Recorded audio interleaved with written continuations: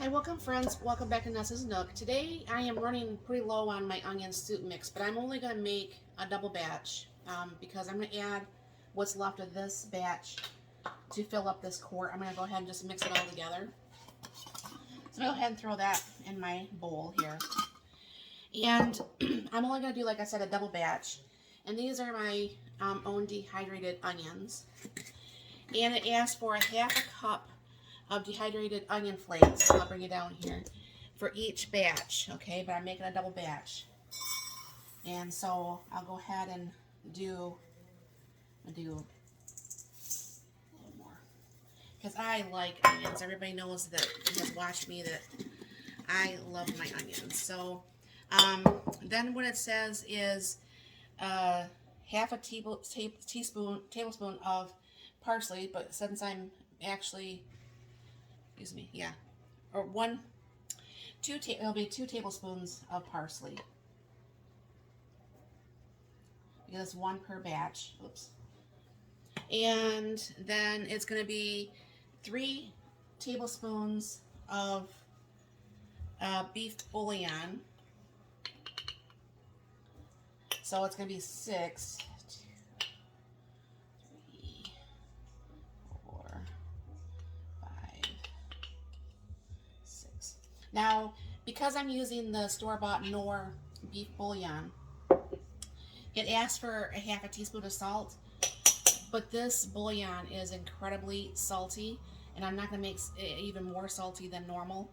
So it says a quarter cup of pepper, so it's going to be pretty much, I mean, make a little about half a teaspoon of that.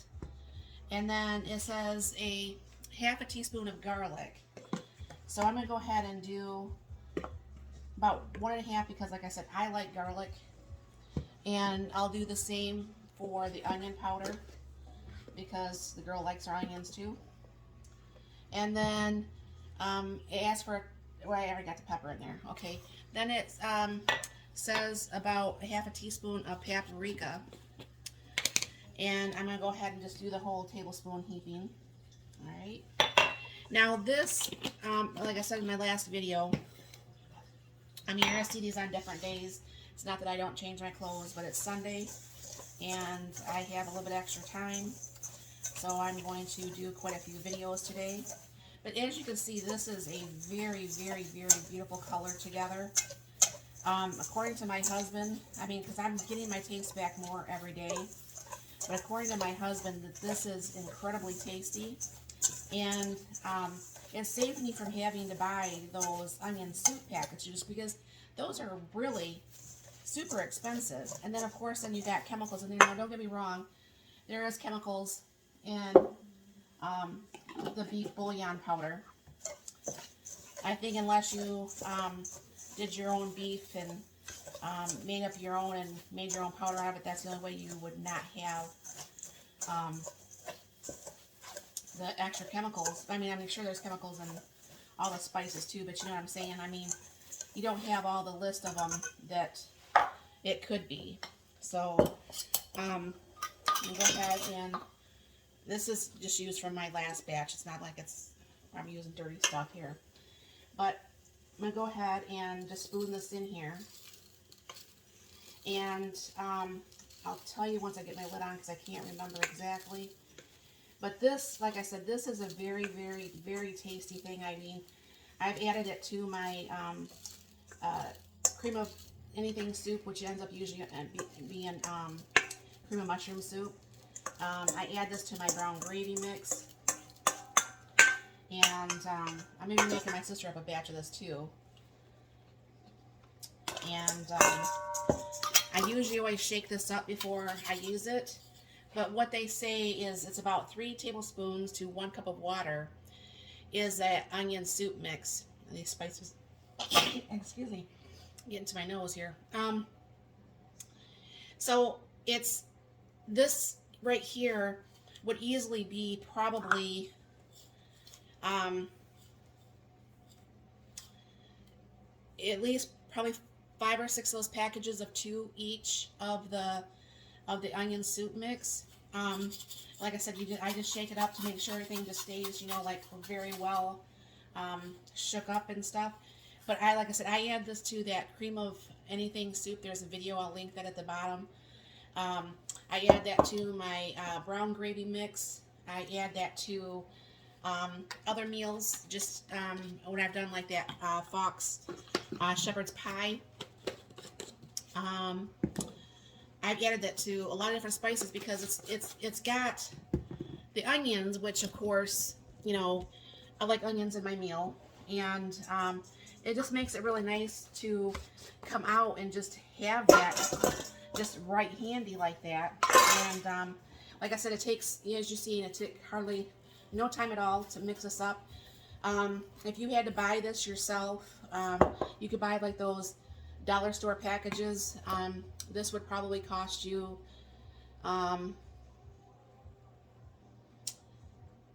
well, the onions would be quite costly because, you know, it would have to be, I don't know how many tablespoons are in each one of these. This is only like a 0.4 ounce of a jar. So I just think, you know, you could hand make this yourself. Anybody who has a dehydrator, or if you dehydrate in your oven, you can dehydrate your own onions pretty cheap, especially if you find onions on sale.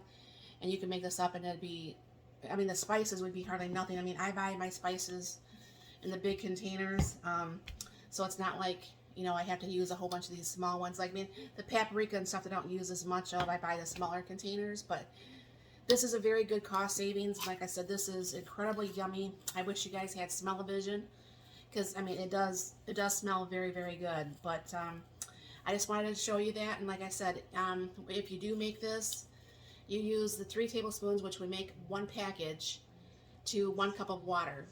So, like I said, I don't add mine to the water because, you know, usually I'm adding it to the soup or to the gravy mix. So, thank you very much for stopping by. You have a very, very blessed and wonderful day. Hi friends, welcome back to Nessa's Nook. Today I'm going to go ahead and I've been thinking about making this for quite a while, and I have stuff in my fridge. I actually had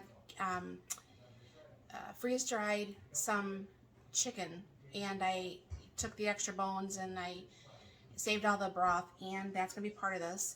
And I had some tomatoes that needed to be used out of my refrigerator, and I thought I'm going to make some veggie soup mix. Okay, now I'm going to go ahead and can these, and I don't know how many quarts I'll get out of it or anything like that, but I'll be adding some different stuff to it that's not actually in this bag. And I'll bring you down. I'll show you. These are some of the potatoes actually that we grew this year. And what I'm just doing is I'm going to be cutting some of these up. I clean these very, very, very well. I'm just going to go ahead and cut these up just a little bit. And we'll be adding some of these potatoes to the vegetable soup. Now you are going to have to can this for, I believe, 90 minutes. I think 75 or 90 minutes. I can't remember. I'll have to double check.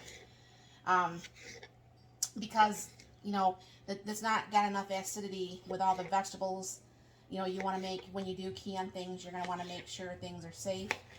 So what I'm just doing here is I'm just cutting up some of these baby potatoes. Some of the potatoes grew, but hardly any. You know, they're all pretty much about this size, which they're cute for this.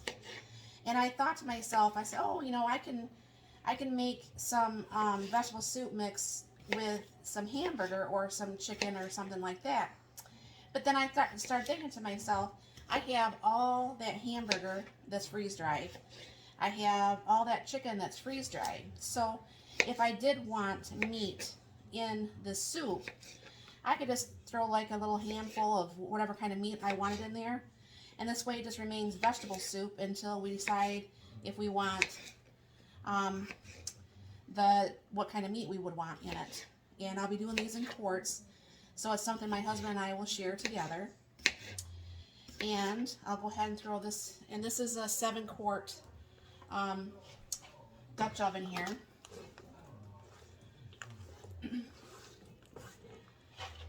And I am kind of cheating on some things here. Let me get this a little bit cleaned up here, because some of the stuff I don't have, and some of it I didn't want to use as freeze-dried, because sometimes the dehydrated stuff is just easier to use. Now over here in this bowl, I know it looks kind of gross, but it's got the tomatoes on the top. But this is that chicken broth that I had made the other day off that chicken. So that didn't actually go to waste. Like a lot of times, you know, the chicken broth when you cook chicken would actually go to waste. And I'm going to go ahead and tear the mixed vegetables in. Alright. Now, mixed vegetables doesn't come with celery, but I like celery in my vegetable soup. And this is my dehydrated. I do have freeze-dried celery too. But I'm just going to go ahead and use that. And, of course, you all know that I have the freeze-dried onions. But I'm going to go ahead and use my dehydrated onions in this. Because what I'll be doing is I'll be cooking this up. I'll be cooking this up before I can it. And then I'm just going to throw just a little bit of green pepper in here. Not a super lot, but just a little bit. And then I'm going to go ahead and add that broth with the tomatoes. Now, normally I tell you guys when I cook things with broth, I don't add salt. But because this is my own broth, I am going to add some vegetables, or I mean salt to this recipe here. So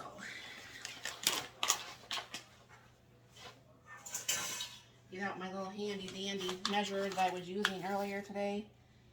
And I'll just probably do almost a tablespoon, excuse me. And go ahead and put some onion powder in here. I'm going to have to add some water to this, obviously. And about 1.5 tablespoons of water. Now, obviously, this is to your own liking. This is just something I'm throwing together. This is not in the ball book or anything like that. I'm going to throw some garlic in here. And I'll throw some pepper in here.